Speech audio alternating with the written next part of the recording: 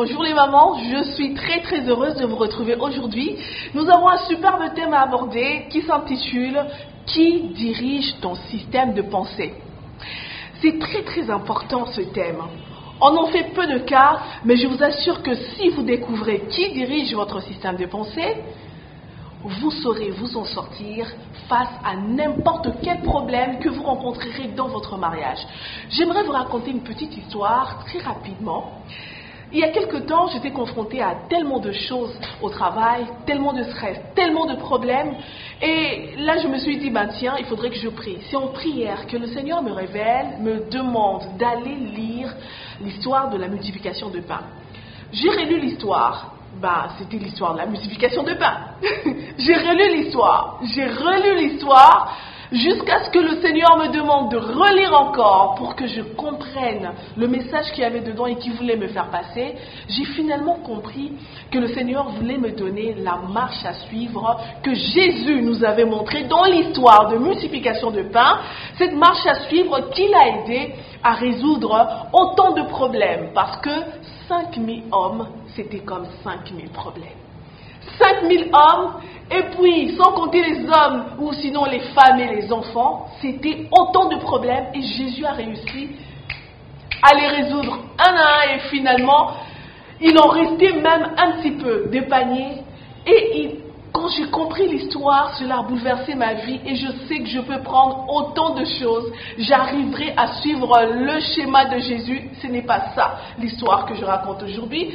Je voulais en fait vous dire, si vous pensez que c'est Dieu qui dirige le système de pensée de votre vie, de ta vie, recourez alors à lui.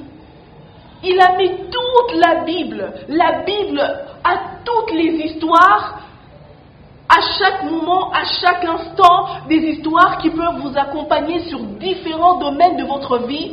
Peu importe ce à quoi vous faites face, la Bible a une histoire dedans qui vous aidera à résoudre ce problème. Peu importe la chose que vous voulez faire, la Bible a une histoire dedans qui vous aidera justement à vous en sortir. J'aimerais vous dire une chose. Quand vous êtes dans votre mariage, ou sinon avant même de commencer une histoire de mariage, ne pensez-vous pas que vous devriez aller auprès de votre Dieu? Lisez la Bible. Retrouvez le message que le Seigneur a déposé là. Il l'a déposé depuis que, en fait, il y a des milliers d'années, il a déposé ces histoires parce qu'il savait que vous en aurez besoin et que vous alliez justement les consulter pour que vous puissiez expérimenter une victoire. Mais pourquoi vous ne la lisez pas, cette histoire? Je veux me marier. Est-ce que je vais me référer au monde? Qu'est-ce que je dois faire? Est-ce que je dois suivre Novella? Qu'est-ce que tu dois faire exactement? Est-ce que tu vas suivre les histoires des personnes, des histoires qui n'ont jamais marché? Que devrais-tu faire? Il y a la Bible. La Bible a toutes les histoires qui te permettront de faire un superbe choix. La Bible a toutes les histoires qui te permettront justement de vivre heureux dans ton mariage. La Bible a toutes les histoires qui te permettront d'être heureuse en tant que femme, heureuse en tant que mère, mais aussi heureuse en tant que citoyenne dans ton pays. Maman, tu perds ton temps à aller chercher justement la copine du quartier, vous mettez à raconter des histoires, des problèmes et cela se multiplie. Mais entre chez toi, ferme ta chambre, prends un moment de prière et puis ouvre ta Bible, lis-la. La Bible est en train de souffrir parce que tu ne l'ouvres pas. La Bible est en train de souffrir parce que tu ne la lis pas. La Bible, justement, est en train de te dire, puisque moi je souffre, toi aussi tu vas souffrir parce que tu ne veux pas découvrir la vérité qu'il y a dedans. Maman, arrête-toi un moment et dis-toi, est-ce que je comprends le message que le Seigneur m'a donné? Jésus est venu ici sur terre pour toi. Il est venu, il a dit, j'ai déposé des victoires sur ton parcours, des victoires que tu auras. Oui, si tu médites la parole de Dieu et tu la mets en pratique, si tu le fais, c'est alors que tu expérimenteras des victoires énormes, comme jamais auparavant. Est-ce que tu crois que tu peux raconter une histoire unique avec Jésus? Est-ce que tu crois que tu peux raconter une histoire unique qui n'a jamais existé? Est-ce que tu crois qu'il a réellement des solutions pour toi? Est-ce que tu crois que tu es suffisamment? Est-ce que tu crois que tu as quand même des notions que tu ne connais pas et que lui peut t'enseigner? Si tu le crois, alors arrête-toi un moment, entre dans ta chambre, ferme ta porte, prie et aussi ouvre la Bible et lis-la. Face aux situations, tu n'arrives pas à avoir des victoires parce que tu ne lis pas la Bible. Face aux situations, tu n'arrives pas à voir justement des miracles parce que tu ne lis pas la Bible. Tu promènes des regards inquiets justement parce que tu ne lis pas la Bible. Si tu l'ouvrais un peu, tu trouverais dedans qu'il y a tout ce qu'il faut pour te rendre heureuse tous les jours. Quand je dis tous les jours, ce n'est pas une histoire de moment, ce n'est pas une histoire de moi, ce n'est pas une histoire, oh non, aujourd'hui, ouais, quand même, aujourd'hui je suis heureuse, demain, non, demain, ouais, ça arrive, la vie c'est comme ça, ce n'est pas ce qui est écrit dans la Bible.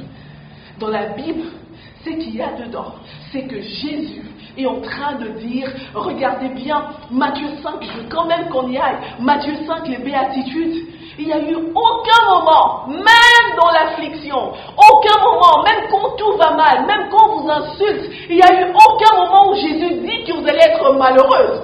Non, pas du tout. Jésus a dit que nous serons heureux. Il a dit que nous serons heureux. D'ailleurs, c'est un commandement. C'est un commandement parce qu'il dit, réjouissez-vous. Ça veut dire que c'est à vous d'avoir ce bonheur. C'est à vous de décider d'appeler le bonheur à entrer dans votre cœur. Si vous êtes heureuse, maman, est-ce que vous savez que la société sera mieux? Si vous êtes heureuse, le monde autour de vous sera bien meilleur. Parce qu'une femme est heureuse. Parce qu'une femme a décidé, justement, de partager le bonheur autour d'elle. Est-ce que c'est bien noté pour aujourd'hui? J'aimerais bien qu'on se quitte, mais avant, j'aimerais qu'on prie. On va prier ensemble pour nos cœurs. Seigneur, donne-moi un cœur qui sait se soumettre à toi. Donne-moi un cœur qui sait trouver justement sa consolation, pas dans le monde, pas dans la chair, pas dans ce que les hommes peuvent dire, ni par des expériences des hommes, des mauvaises expériences, mais un cœur qui sait se soumettre à Dieu, un cœur qui sait trouver son réconfort dans ce que le Seigneur dit dans sa parole. Seigneur, donne à cette femme qui est en train de me suivre un cœur qui sait encore justement t'écouter et savoir que je peux aller auprès de mon maître. Et lui, il a des bonnes choses pour moi. Seigneur, fais grâce à une femme qui me suit en ce moment. Seigneur, touche une femme qui me suit en ce moment. Seigneur, fais en sorte, Éternel, que des miracles se fassent autour de ces femmes qui acceptent de marcher avec toi. Ces femmes qui acceptent d'appeler les choses telles que toi tu les appelles. Et ces choses-là se font pour ta gloire. Béni sois-tu, Père. Merci pour tout ce que tu fais. Et merci, Seigneur, pour des révélations éternelles que tu envoies uniquement pour tes enfants. Et ces révélations qui les rendent vraiment encore plus heureuses, encore plus heureuses. Merci pour tout ce que tu fais, Père. Au nom de Jésus. Amen. Que le Seigneur vous bénisse abondamment. À la prochaine dans Secret des femmes.